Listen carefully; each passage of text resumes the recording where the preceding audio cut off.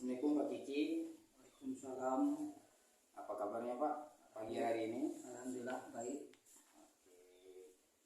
Baik Pak, ini selaku kita rekan sejawat, nanti ketika Bapak masuk di kelas, saya akan melakukan pengamatan terhadap proses pembelajaran yang akan dilaksanakan oleh Pak Hakiki. Namun sebelumnya saya akan melakukan observasi sebelum atau observasi pra supervisi akademik. Jadi saya akan menanyakan beberapa pertanyaan. Mohon nanti Pak Kiki bisa menjawab sesuai dengan apa yang dipahami oleh Pak Hakiki. Bisa Pak Kiki? Ya, bisa Pak. Oke. Ini pertanyaan yang pertama. Ketika nanti pada proses pembelajaran yang ingin dilakukan oleh Pak Hakiki, kompetensi apa yang ingin dikembangkan? Ya, terima kasih Pak. Pertama saya mengajar mapel PPKN. PPKN itu. Di sini salah satu kompetensi yang ingin dikembangkan sesuai dengan tujuan dari pembelajaran ini, di mana siswa itu dapat menumbuhkan sikap dan menyadari yang termaktub dengan wawasan dengan nilai-nilai profil pelajar Pancasila dan sesuai dengan nilai-nilai Pancasila. Salah satunya itu beriman dan bertakwa kepada Tuhan Yang Maha Esa. Misalnya sikap menyadari bahwa adanya kebesaran Tuhan, itu salah satunya. Kedua, di dalam mendapatkan materi yang saya berikan ini, anak itu dapat memberikan contoh langsung sikap, bagaimana sikap gotong royong, itu salah satunya. Terus berjiwa mandiri, serta dapat memikirkan atau menjawab penalaran yang kritis dan kreatif. Itu menurut saya Pak. Terima kasih Pak Kiki. Jadi kompetensi yang ingin dikembangkan ini sejalan dengan kurikulum Merdeka, yaitu profil Pancasila Pak ya. Di antaranya beriman dan bertakwa pada Tuhan Yang Maha Esa, lalu sikap gotong royong, ada juga tadi mandiri dan kreatif dalam proses pembelajaran Pak Kiki ya. Iya.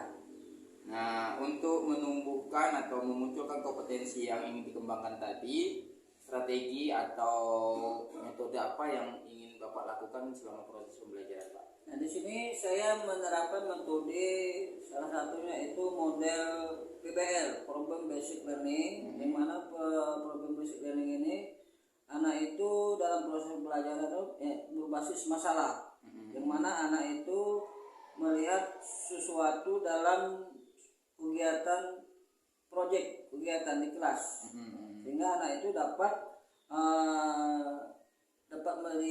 mendapatkan cara mengorganisasikan siswa untuk belajar.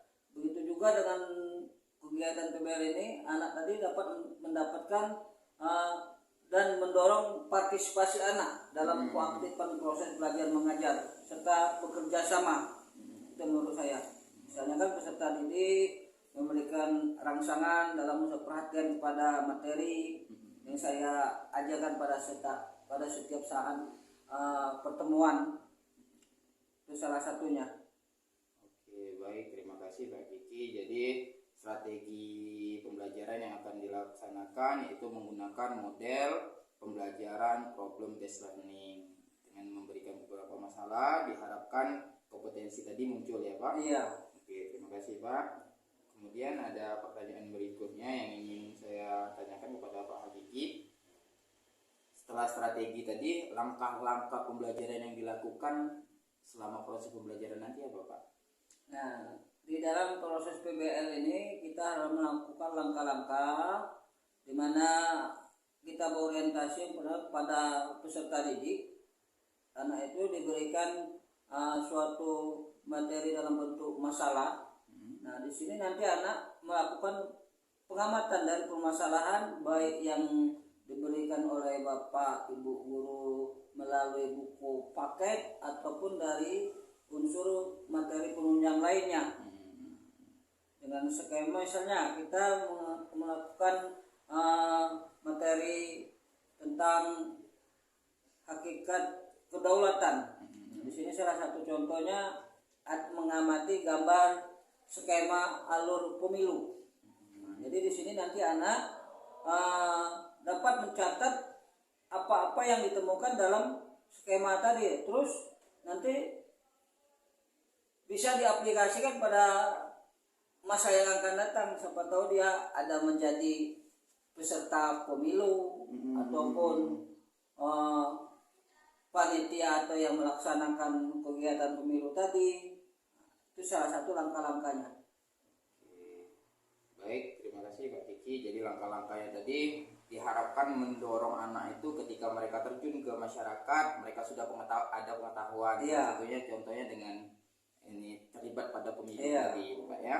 Jadi langkah-langkahnya sesuai dengan sintaknya PBL. Ya. Dan itu pun juga di sekolah sudah dilakukan sebenarnya. Iya, salah betul. satu contohnya pemilihan ketua OSIS. Betul, Nah, betul. di situ sudah diajarkan di situ bagaimana tahapan-tahapan pemilihan ketua OSIS, mulai dari mencalon, terus menyabarkan visi misi, terus melakukan pencoblosan dari hari pelaksanaannya, dan sampai proses tahap penghitungannya, sampai proses pelantikan yang dilakukan oleh kepala sekolah. Itu sudah termasuk salah satu hidup demokrasi di dalam sekolah. Oke, jadi pembelajaran PPKN itu sudah juga diterapkan di sekolah, yaitu pada saat pemilihan ketua OSIS. Sekarang proses pembelajaran yang sudah disusun oleh Pak Hakiki melalui RPP ini, kalau saya boleh tahu kapan itu Pak akan kita laksanakan biar saya bisa nanti ikut mengamati dalam proses pembelajaran? Pelaksanaannya mungkin sesuai jadwal mata pelajaran saya Pak. Besok. Oh, besok ya. Di kelas 9. Besok Di kelas 9. kelas 9 pukul berapa Pak? Pukul jam pagi 7.30 sampai 9.30 pagi. Kelas jam pertama Pak Iya, ya, setelah kita 91. baris ya. Iya. Kelas 91. Jadi ini terima kasih Pak, proses observasi pra pembelajaran sudah kita laksanakan. Nanti kita akan lanjutkan pada observasi pelaksanaannya. Terima kasih atas waktunya dan kesempatan yang sudah dijabarkan tadi. Kalau ada salah ataupun hilaf dalam kesempatan ini saya mohon maaf. Saya tutup. Bila bisa dihak, astagfirullah khairat. Wassalamualaikum warahmatullahi wabarakatuh. Assalamualaikum warahmatullahi wabarakatuh. Waalaikumsalam warahmatullahi wabarakatuh. Terima kasih atas kesempatannya kita bersedia dalam proses belajar mengajar. Ya. Pada pertemuan kali ini kita akan membahas materi bab 3. Namun sebelum itu Bapak sedikit mengulang materi bab 2 kembali. Ya. Masih ada yang ingat materi bab 2 kembali?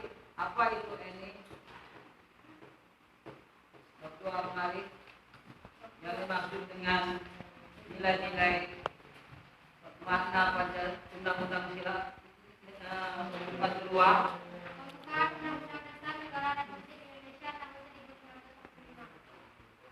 Jadi walaupun kita sudah memasuki bab 3, namun bab sebelumnya itu tetap harus dipahami. Ya. Tuh. Selanjutnya, hari ini siapa yang sudah hadir? Joni.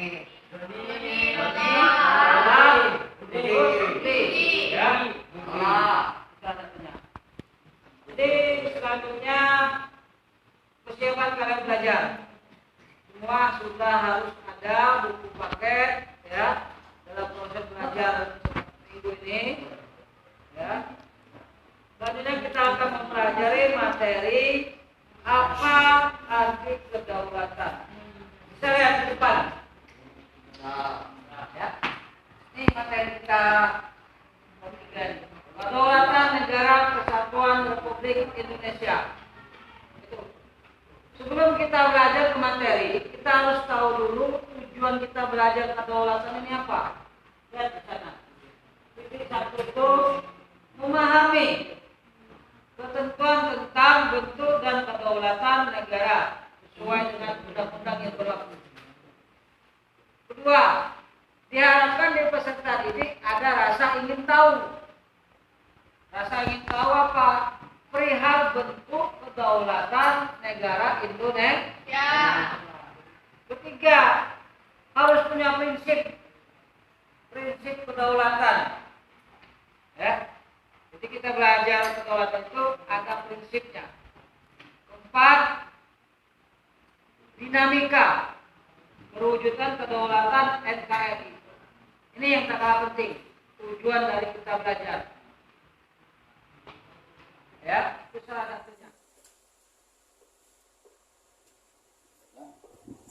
Assalamualaikum Pak Kiki, apa kabarnya pagi hari ini? Alhamdulillah. Assalamualaikum warahmatullahi wabarakatuh. Baik. Oke, jadi kegiatan kita pada pagi hari ini adalah pasca observasi Pak. Kemarin minggu lalu kita sudah melaksanakan pra-observasi, kemudian saya juga sudah melaksanakan observasi di dalam kelas. Sekarang kita mencoba coaching ataupun menggali dari apa yang sudah kita lakukan di minggu lalu. Kemarin pada saat proses pembelajaran, saya ingin bertanya menurut Bapak yang sudah baik dari proses pembelajaran kemarin apa Pak? Terima kasih. Di proses pembelajaran yang kemarin, ya, saya melihat dan mengevaluasi salah satunya yang mendekati baik, namun belum bisa dikatakan sempurna. Salah satunya saya itu memberikan perhatian sesuai karakteristik yang dimiliki oleh anak peserta didik saya kemarin itu salah satunya. Jadi kita tuh membuat sesuatu tindakan sesuai dengan kemampuan anak masing-masing. Oke, sudah. Jadi kalau bisa kita lihat Bapak itu sudah sedikit menyinggung pembelajaran diferensiasi ya, diferensiasi. Kemudian tadi yang sudah baik. Nah, sekarang menurut Bapak sendiri yang perlu ditingkatkan dari proses pembelajaran itu apa Pak? Ya, mungkin tidak lepas dari kekurangan dari yang saya miliki. Salah satunya satu strategi. Mungkin di strategi ini model atau metode yang sering saya terapkan dalam proses belajar mengajar kepada anak peserta didik. Karena dari strategi ini kita itu harus memberikan model atau metode yang bisa mencapai tujuan yang ingin kita harapkan dari proses pembelajaran tadi. Itu salah satunya strategi ini. Atau melalui media. Karena di sekolah saya ini tidak semua kelas itu dialiri listrik. Ada beberapa titik-titik ruangan tertentu yang bisa menggunakan fasilitas listrik. Itu pun kalau ada misalnya memakai lab IPA, itu salah satunya. Yang kedua mengenai karakteristik, misal jadi yang ingin diharapkan ini ya namanya siswa-siswi, tingkat peran serta didik itu tidak semuanya sama. Jadi ada yang memang daya tangkap anak itu kurang, ada yang lebih. Itu salah satu yang perlu ditingkatkan lagi untuk dapat. Ya Pak, jadi dapat saya simpulkan yang ingin Bapak tingkatkan itu adalah bagaimana model pembelajaran atau strategi pembelajaran yang meningkatkan partisipasi anak yang beragam ini tadi Pak ya. Oke, baik Pak, terima kasih atas jawabannya. Kemudian tadi Jadi pada pertanyaan yang pertama tadi Bapak sudah menyinggung sedikit tentang bahwa Bapak itu sudah memberikan pembelajaran sesuai dengan kemampuan anak. Nah, jadi itu pada kurikulum Merdeka itu salah satu aspek yang termasuk ke dalam pembelajaran berdiferensiasi. Saya izin bertanya Pak ya, saya ingin bagaimana pemahaman Bapak terhadap ataupun terkait pembelajaran diferensiasi itu. Ada enggak yang Bapak bisa sampaikan? Ya, terima kasih Pak. Sebenarnya sebagai seorang pendidik dan kita pada umumnya di bangku kuliah itu yang namanya diferensiasi ini bukan hal yang terbaru. Ini bahkan dari pemuka-pemuka orang pendidik dan penerbit buku itu sudah banyak pendapat-pendapat para ahlinya. Itu sudah. Namun menurut saya diferensiasi itu kalau kita lihat di lapangan di penerapan di sekolah sebenarnya sudah pernah, setiap guru itu sudah pernah mempraktekkan. Kenapa diferensiasi ini? Itu salah satu guru itu dituntut untuk mengetahui karakteristik siswa masing-masing. Itu salah satunya. Jadi anak itu dilihat apa kebutuhan anak itu. Itu salah satunya. Jadi sesuai dengan kemampuan dan yang dimiliki oleh anak. Itu kalau menurut saya diferensiasi itu. Jadi kalau boleh saya tambahkan, jadi menurut Pak Kiki pada prinsipnya proses pembelajaran berdiferensiasi itu telah terlaksana. Namun saya izin menambahkan Pak, ini kita coaching bukan sebagai mentor ataupun tutor. Apa yang Bapak sampaikan tadi itu salah satu aspek saja dari pembelajaran diferensiasi. Jadi masih ada dua aspek lagi yang perlu digali tentang pembelajaran diferensiasi ini. Terus seandainya Bapak ingin menggali atau menambah pengetahuan atau pemahaman Bapak terkait pembelajaran berdiferensiasi ini, adakah yang dibutuhkan ataupun bantuan yang diperlukan ataupun tokoh yang bisa, orang yang bisa membantu Bapak yang Bapak rasa perlu untuk dimintai bantuan terhadap pemahaman Bapak tersebut? Ya, terima kasih. Ya, yang namanya seorang manusia, begitu juga seorang profesi, seorang pendidik, mau tidak mau kita itu pasti membutuhkan bantuan atau masukan dari orang lain. Sesuai dengan profesi kita masing-masing. Di sini kita kan sebagai pendidik, sehingga sangat perlu sekali. Jadi mau tidak mau kita itu harus bertanya kepada orang yang lebih mengetahui dan paham. Karena sebagai seorang guru itu mau tidak mau harus lebih dahulu tahu dari seorang siswa. Itu pada prinsipnya. Nah, harapan saya supaya kita itu lebih tahu secara global, khususnya di SMP kita ini, karena bukan saya saja selaku pendidik di sini, ada baiknya ada sejenis kegiatan workshop yang perlu diadakan baik dari pihak misalnya melalui pihak dinas pendidikan ataupun LPMP dan lembaga pendidikan lain yang bisa dicimpung dengan itu kalau menurut saya. Jadi masih butuh latihan ya. Nah, saya ingin menggali juga ataupun ingin mengetahui menurut Bapak apakah saya yang saat ini selaku calon guru penggerak itu memiliki bisakah saya berkontribusi ataupun kontribusi apa yang bisa saya lakukan terhadap sekolah kita? Ya, salah satunya ya mungkin yang sudah sering Bapak Dedi lakukan dengan melakukan seperti diseminasi kemarin yang waktu kita lakukan beberapa minggu kemarin. Ya, jadi kawan-kawan sebagai pendidik di sini mengetahui atau mendapat informasi tentang kurikulum Merdeka ini, karena istilah kurikulum Merdeka ini apa yang termasuk kurikulum Merdeka ini kawan-kawan tuh masih banyak yang kurang memahami, karena apalagi kalau lewat info GTK tuh kawan-kawan tuh banyak malas buka-buka website itu salah satunya. Jadi mau tidak mau bapak tuh harus menurut saya ya mendorong memotivasi supaya kawan-kawan tuh ada kemauan untuk mendapatkan informasi. Itu menurut saya Pak.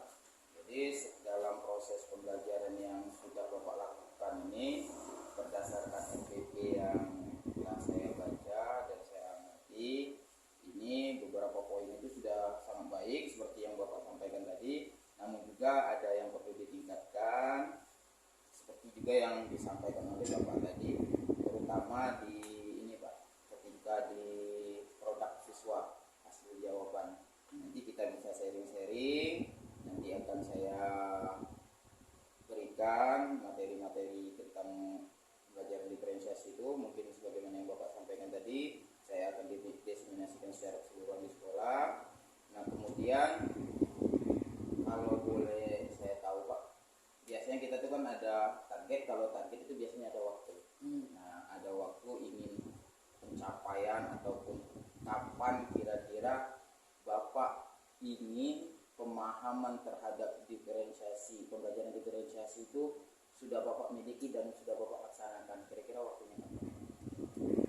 Kalau mengenai target kapan yang harus saya lakukan, sebenarnya mau tidak mau mulai dari diri sendiri dan mulai dari sekarang, yang namanya program pemerintah di bidang pendidikan ini kita harus segera laksanakan dengan alur sesuai aturan-aturan yang telah dibuat, sehingga apa yang ingin dicapai di dunia pendidikan kita ini tercapai dengan sempurna. Itu menurut saya Pak. Jadi ini masih observasi beberapa poin, jadi nanti Bapak bisa menambahkan dan memperbaiki dan melaksanakan sesuai dengan target yang Bapak sampaikan tadi Pak ya. Terima kasih Pak atas diskusinya pagi hari ini.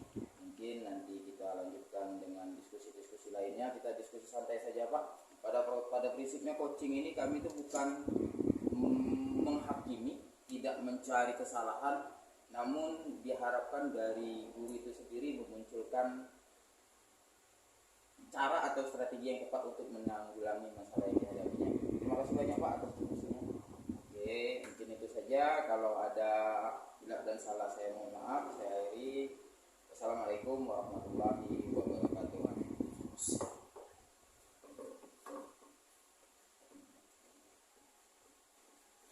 Hampir habis memori. Kita cukup enggak?